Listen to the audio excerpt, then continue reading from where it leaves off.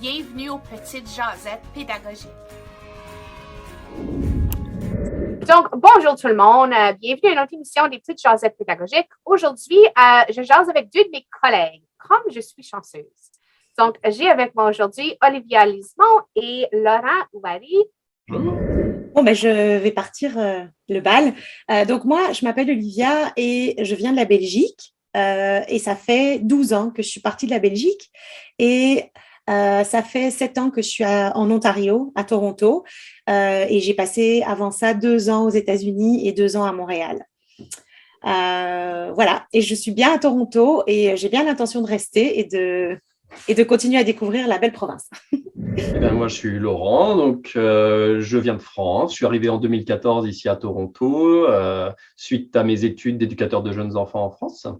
Et donc, j'ai trouvé un travail dans un centre éducatif francophone, voilà, pour plusieurs années. Puis, j'ai évolué professionnellement. Maintenant, je suis facilitateur pédagogique pour la FCO. Et voilà, je suis content d'être là pour discuter aujourd'hui. Bien, merci énormément d'être là tous les deux. J'ai voulu vous parler ensemble parce que vous provenez tous les deux des pays en Europe. Et puis, vous arrivez ici, tu sais, vous n'étiez pas dans une réalité minoritaire. Puis là, vous arrivez en Ontario. Puis, vous travaillez en français, vous vivez en français et vous vous retrouvez dans une communauté qui est minoritaire en Ontario. Donc, tu sais, je suis curieuse comment vous avez vécu cette transition-là, quels étaient les défis, quels étaient les bons moments. Puis maintenant, après, tu sais, plusieurs années ici, tu sais, est-ce que vous voyez, on va se rendre là, mais tu sais, vous voyez-vous comme franco-ontarien ou est-ce que c'est un processus ou quel lien vous faites avec la culture des franco-ontariens? Ça fait qu'on va parler de tout ça un peu, mais commençons avec cette période de transition-là ou même la période de prendre la décision de déménager en Ontario. Donc, débutons là. En fait, mon arrivée en Ontario a été pas du tout prévue au départ. Je suis un peu arrivée ici par accident. Ce qui s'est passé, c'est que je suis partie aux États-Unis pour les études de mon mari et c'était supposé être une expérience de 2 ans. Et puis moi, j'étais terrorisée parce que je parlais pas anglais. Donc ça, c'était vraiment une grosse peur pour moi. Donc avant de partir l'année avant, j'ai pris des cours d'anglais du soir en me disant, bon, ben, au moins, je pourrais dire compter jusque 20, au moins, avant d'arriver aux États-Unis. Et donc, bon, j'ai appris par immersion et parce que j'avais pas le choix, l'anglais aux États-Unis. Et à ce moment-là, je ne connaissais pas encore du tout le concept de minorité parce que dans le fond, je me sentais comme une étrangère là-bas, même si j'ai pas vraiment l'air d'une étrangère quand j'étais là-bas. J'étais une étrangère puisque je parlais pas la langue, donc j'ai vraiment dû apprendre, etc. Mais je connaissais pas du tout encore ce concept de minorité. Je me considérais là de façon transitoire parce que je savais que c'était une expérience limitée. Et puis, en fait, on a beaucoup aimé notre expérience en Amérique du Nord. Du coup, on s'est dirigé vers le Canada, qui nous charmait beaucoup. On avait dans l'idée que c'était un bon compromis entre l'Europe et les États-Unis, qu'on s'y retrouverait peut-être plus.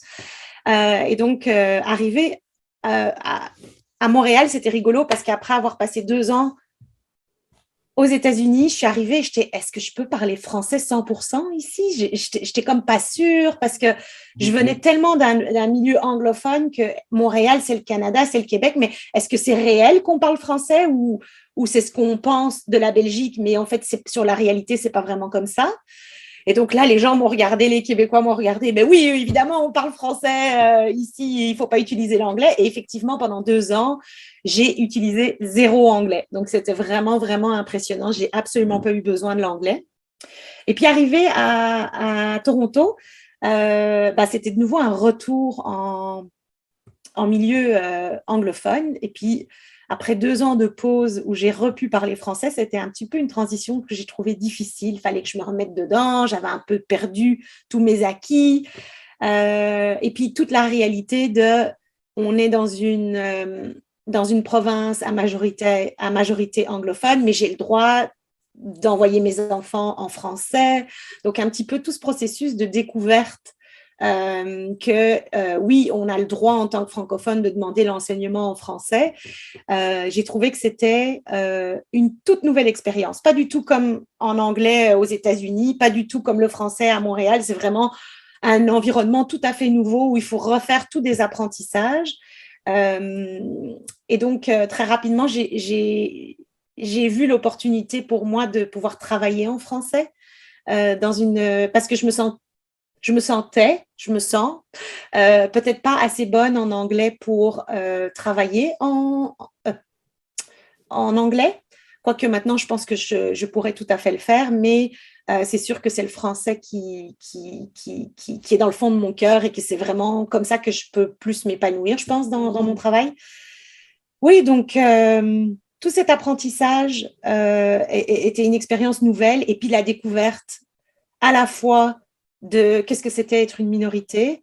Et puis la grosse découverte, ça a été aussi l'insécurité linguistique. J'avais aucune idée que ça existait.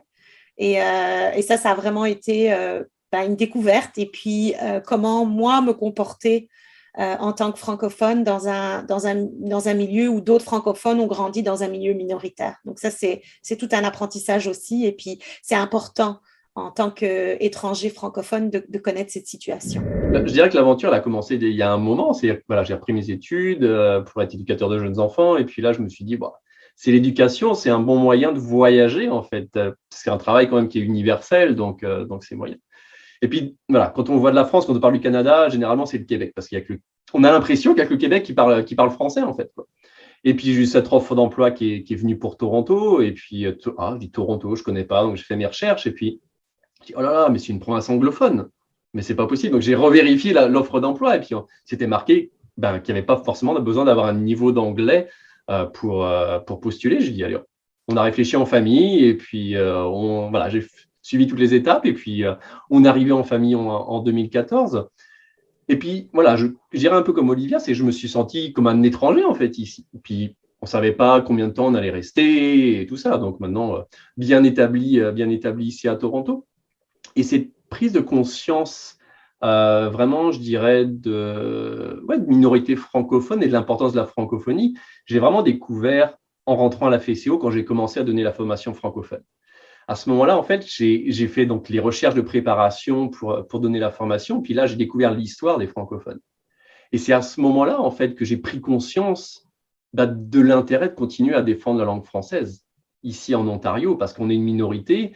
Mais si on arrive à avoir des services en français, si on arrive à avoir des communautés francophones réparties un peu partout en Ontario, c'est parce qu'il y a eu toutes ces batailles en fait avant et puis que ça continue, qu'il y a cette mobilisation des francophones qui continue. Donc on a cette chance de pouvoir avoir des services en français quand même, parce que voilà, comme Olivia, quand on arrive ici, l'anglais, c'est compliqué. Moi, j'ai travaillé avec des préscolaires et voilà. Je dirais les premiers mois, je ne comprenais absolument pas ce que les enfants me disaient. Mais absolument pas, parce qu'ils parlaient en anglais, quoi. Donc, moi, je leur répondais en français, on arrivait à échanger. Et puis finalement, j'ai toujours gardé cette habitude de parler en français avec les enfants dans le centre éducatif. Et j'ai eu des retours des parents qui ont dit que leurs enfants avaient progressé plus rapidement en français que d'autres, en fait. Donc, j'ai gardé toujours ça. Donc, même après, quand j'ai été superviseur, j'ai des enfants de 6e année qui ne savaient pas si je parlais en anglais, donc ils étaient obligés de me parler en français. Donc, je trouve que cette technique-là, elle est intéressante parce que ça force un peu à garder le français. Et je continue toujours à le faire. Et voilà, j'ai beau drapeau franco-ontarien qui est là, qui a été offert par mes collègues, que j'affiche fièrement. Je ne dirais pas que je me sens encore comme un franco-ontarien, mais je chemine. Je suis vraiment en cheminement. Dans le fond, là, d'arriver ici, puis de s'installer, puis de trouver sa communauté, etc. Donc, quels étaient les plus gros défis ou les plus gros malaises, si on veut, face à cette période de transition-là? Moi, je dirais, en même temps, quand je suis arrivé ici, je cherchais l'anglais, et puis je cherchais l'anglais pour mes enfants. Je me suis dit, là, ils vont l'attraper, ça va être génial, quoi. Et puis on est arrivé là, et puis voilà, deuxième jour, arrivé à Toronto, et juste à la caisse d'un supermarché, je comprenais rien de ce que la caissière me racontait, quoi. Mais rien du tout. J'ai eu la chance, il y a eu 2 francophones qui étaient juste devant et qui ont bien compris la situation de détresse dans laquelle j'étais. Et vraiment, il y a eu un accueil de leur part. Ils nous ont invités à aller manger chez eux, partager un repas chez eux. Et ça m'a vraiment soulagé parce que je me sentais complètement perdu, quoi. Vraiment. Puis voilà, moi j'ai appris l'anglais d'Angleterre, qui a des accents encore différents de l'anglais d'ici. Donc il y a du vocabulaire, des choses qui sont vraiment différentes. Donc ouais, j'avais vraiment beaucoup d'insécurité. Je me sentais pas à l'aise. Donc j'ai été content d'avoir ces appuis quand même francophones, avec le Centre francophone de Toronto aussi, qui m'a aidé à trouver mon premier logement ici. Donc ça, c'est super important. Puis de se dire, ça m'avait prévenu, voilà, Service Ontario, on a le droit de demander un service en français. Donc, je l'ai fait, puis j'ai forcé 2 employés à changer leur poste à ce moment-là parce que mon anglais n'était pas suffisant. Et je me dis, heureusement que j'avais ces possibilités d'avoir un service en français parce que je ne suis pas sûr que j'aurais réussi à tout comprendre ce qu'on me demandait et d'exprimer clairement ce que je voulais ici, quoi. Donc, il y a beaucoup de frustration. Et puis voilà, petit à petit, on ne s'en rend pas compte et puis on attrape l'anglais et puis on le parle de plus en plus, même si on travaille continuellement en français. Moi, j'ai toujours travaillé en français de toute façon. Et c'est vrai que tout l'extérieur, dès qu'on met un pied en dehors de chez nous, il y a beau avoir beaucoup de francophones à Toronto, voilà, tout se passe en anglais. Et puis, si tu ne connais pas la personne, tu ne vas pas l'aborder en français, quoi. Tu vas majoritairement l'aborder en anglais de toute manière.